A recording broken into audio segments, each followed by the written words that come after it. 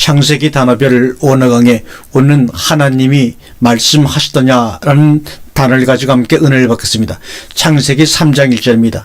여호와 하나님이 지으신 들짐승 중에 뱀이 가장 강교하더라. 뱀이 여자에게 물어 가로되 하나님이 참으로 너희더러 동산 모든 나무의 실과를 먹지 말라 말씀하시더냐. 이 말을 가지고 함께 은혜 나누겠습니다. 뱀이 여자에게 한 말의 처음 내용입니다. 히브리어나 헬라어는 강조되는 단어를 처음 놓는 버릇이 있습니다. 여러 단어 가운데 어떤 단어를 가장 중요시하고 강조하느냐 하는 것을 간과할 수가 없습니다.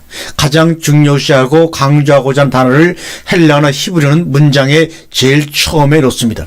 우리는 상식적으로 성경은 하나님 말씀이 기록되어 있는 책이라고들 말합니다. 그러나 그 말 속에는 성경에 말씀하시는 하나님이 어떤 하나님이냐에 대해서는 크게 관심을 쓰지 않습니다. 신기합니다. 우리가 쓰는 하나님이란 단어는 마치 사람이라는 말과 같습니다. 소설책은 사람이 썼다고 한다면 누가 쓴 책이냐 한 말은 빠져 있습니다. 지금 본문에서 뱀이 한 말이 그런 개념이라면 뱀의 의지가 있는 하나님은 과연 누구일까가 중요합니다. 그래서 우리는 여기에 대한 생각을 하지 않습니다. 그냥 넘어가 버립니다. 문제는 믿음을 가진 자가 말하는 하나님과 믿음이 없는 불신자가 말하는 하나님과는 엄청난 차이가 있다는 것입니다. 뱀과 여자의 대화 속에 나오는 하나님이 불신자들의 입에서 나오는 하나님인가 아닌가의 여부를 파악할 필요가 있습니다. 그것은 하나님이 하신 말씀이 율법적 내용인가 아니면 인격적 마음으로 받아들여야 할 말씀인가로 이어지기 때문입니다. 오늘 이 둘의 대화가 무엇을 위한 대화인가도 정말로 놓치지 말아야 될 키포인트입니다. 하나님을 하나님으로 경외하고 존중하자는 의도인지 아니면 대적하자는 의도인지도 문제입니다. 우리는 창세기 3장이라는 내용 전체를 보고 있지만 현장에서는 대화가 어떤 쪽으로 흘러갈지에 대해 여자는 전혀 감을 못 잡고 있을 수도 있습니다. 고로 우리는 대화에 말려들면 안 됩니다. 대화를 이끌고 가는 자의 의도가 무엇을 위한 것인가가 파악되기 전에는 아무리 하나님을 운운한다 하더라도 더 지켜봐야 합니다. 말려들어서 같이 응원하고 떠들다 보면 어느새 자기도 모르는 사이에 공범자가 되어 가고 있습니다. 그리고는 편이 생기고 판단력이 흐려집니다. 무엇이 옳고 그른지를 분별할 수가 없게 됩니다. 그런 다음 오는 것이 바로 관계성의 단절입니다. 사귐이 이루어지지 않습니다. 소통이 전혀 되지 않습니다.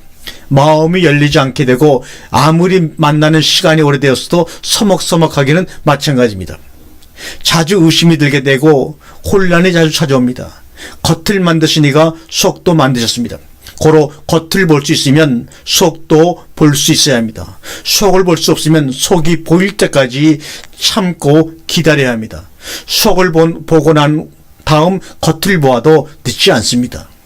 겉과 속이 다른 사람은 겉모양에 신경을 씁니다. 겉모양으로 속을 감추려 하기 때문입니다. 성경에서 엘로힘 하나님이 친히 말씀하신 경우는 그리 많지가 않습니다. 더더군다나 동산 나무의 실과를 먹지 말라고 말씀하신 하나님은 엘로힘 하나님이 아닙니다. 하나님이 자신을 엘로힘이라고 칭하시는 경우 말고 하나님이 아닌 다른 존재가 하나님을 일컬으면서 엘로힘을 인용하는 것은 하나님을 보통 명사로 사용하는 경우가 됩니다.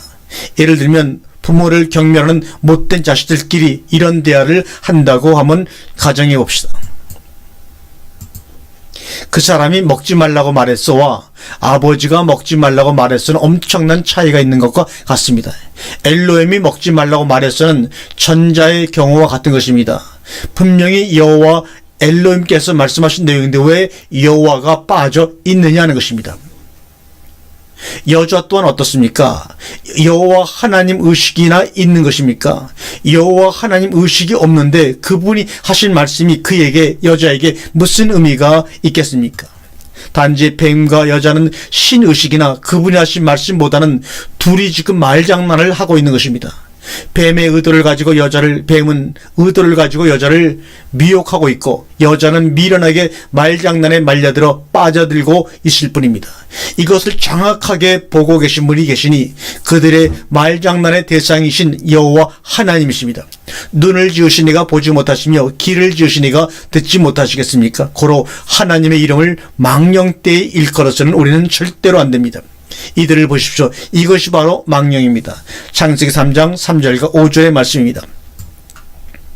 동산 중앙에 있는 나무의 실과는 하나님의 말씀에 너희는 먹지도 말고 만지지도 말라 너희가 죽을 까노라 하셨느니라. 뱀이 여자에게 이르되 너희가 결코 죽지 아니하리라. 너희가 그것을 먹는 날에는 너희 눈이 밝아 하나님과 같이 되어 선악을 알 줄을 하나님이 아심이라. 하나님이 가라사대는 창세기 1장에서 주로 많이 나타내 보여주는 모습입니다. 거기서는 특별한 대화의 상대도 없고 또 대화할 아무 이유가 없는 환경입니다. 그러나 다른 곳은 어떻습니까? 그리고 어떤 때에 하나님이 말씀하신 이가 등장하는지를 살펴보겠습니다. 창세기 6장 13절입니다. 하나님이 노아에게 이르시되 모든 혈육 있는 자의 강포가 땅에 가득함으로 그 끝날이 내 앞에 이르렀으니 내가 그들을 땀과 함께 멸하리라. 창세기 17장 9절입니다. 하나님이 또 아브라함에게 이르시되 그런즉 너는 내 언약을 지키고 내 후손도 대대로 지키라. 창세기 35장 1절입니다. 하나님이 야곱에게 이르시되 일어나 베델로 올라가서 거기 거하며 내가 내 형 에서의 낯을 피하여 도망하던 때에 내게 나타났던 하나님께 거기서 단을 쌓으라 하신지라. 하나님은 아무에게나 나타나셔서 말씀하시는 그런 하나님이 아닙니다. 하나님이 누구에게 말씀하실 때는 어떤 하나님이신가를 분명히 하십니다.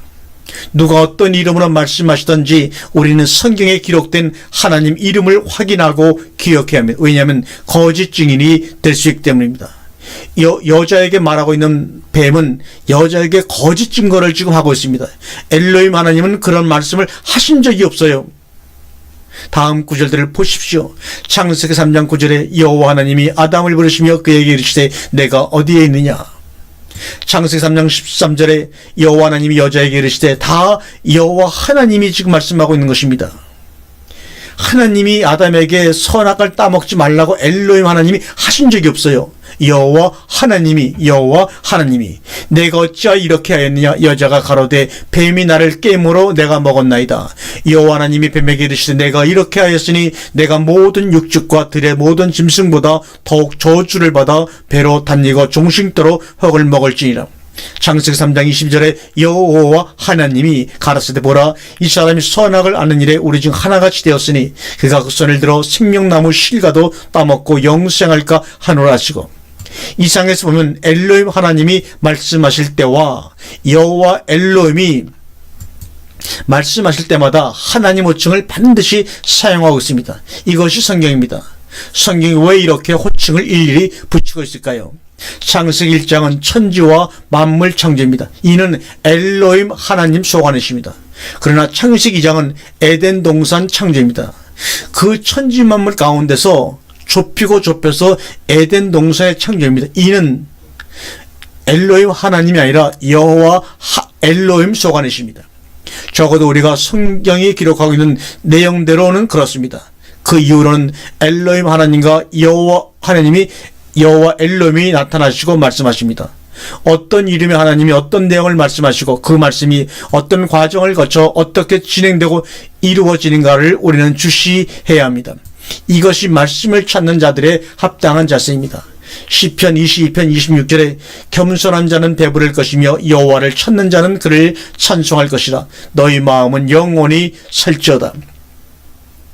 시편 69편 33절에 여호와는 궁핍한 자를 들으시며 자기를 인하여 수금된 자를 멸시치 아니하시나니. 시편 20편 8절입니다. 너희는 내 얼굴을 찾으라 하실 때 내 마음이 주께 말하되 여호와여 내가 주의 얼굴을 찾으리이다 했나이다. 이사야 55장 6절에 너희는 여호와를 만날 만할 때 찾으라 가까이 계실 때 그를 부르라. 아멘.